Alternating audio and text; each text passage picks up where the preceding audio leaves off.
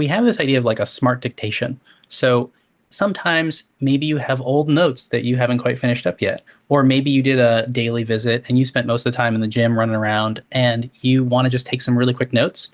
You can almost pretend the system is, again, like a very competent student that's with you, and then just quickly describe what you did in 40 seconds, 90 seconds, and it will then generate that full note, much more closer to sort of like what you're saying, but still cleaning it and polishing it and putting the content in the relevant sections. And that's one thing that folks like. So you don't always have to record the entire visit. You can if you want to, and you can always combine these two things as well. The what we call auto note, because it automatically generates a note from your conversation, and the smart dictation, because it's almost kind of like a dictation, but you can phrase it very, very casually and very rapidly, and it'll polish it up and turn it into a note.